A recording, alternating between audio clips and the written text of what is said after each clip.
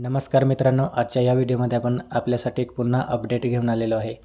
तर स्वयं महा ऑनलाईनचा म्हणजेच ट्रायबल डेव्हलपमेंटचा आपण ॲप्लिकेशन करतो आणि त्यासाठी आपल्याला जी DBT आहे तर ती मिळत असते।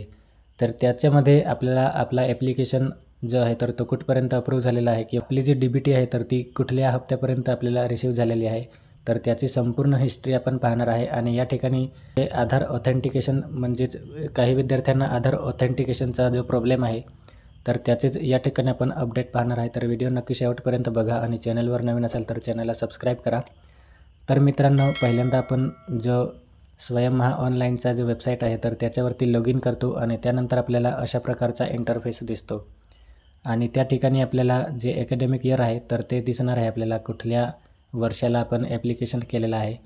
तर आपण या ठिकाणी रिन्यू ॲप्लिकेशन केलेलं आहे। तर आपली जी DBT आहे तर ती कोणते हप्ते आलेले आहे आपल्याला त्याची हिस्ट्री आपण या ठिकाणी पाहणार आहे।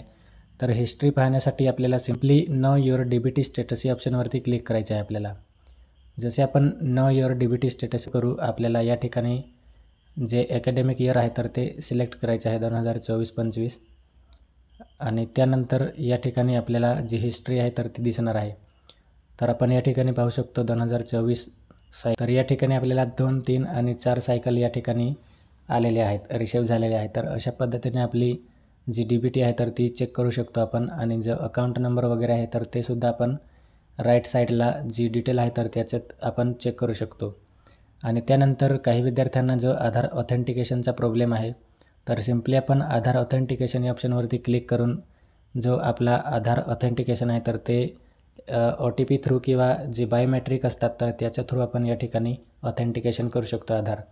आधार ऑथेंटिक केल्याशिवाय आपल्या बँक अकाउंटला जो आपली जी DBT आहे तर ती आपल्याला रिसीव्ह होणार नाही। तर त्यासाठी आपल्याला आधार ऑथेंटिकेशन मॅन्डेटरी आहे, तर ते आपण करून घ्यायचे आहे। जर आपल्याला OTP येत नसेल आधार ऑथेंटिकेशनसाठी तर आधार ऑथेंटिकेशन होत नसेल तर जे बायोमेट्रिक डिव्हाइस असतात तर त्याच्या थ्रू आपण जे आधार ऑथेंटिकेशन आहे तर ते आपण करू शकतो। तर अशा प्रकारे या ठिकाणी आपली जी प्रॉब्लेम आहे तर ती आपण सॉल्व्ह करू शकतो। तर आय होप मित्रांनो आपल्याला हा व्हिडिओ आवडला असेल आणि व्हिडिओ आवडला असेल तर नक्कीच लाईक करा। थँक्यू।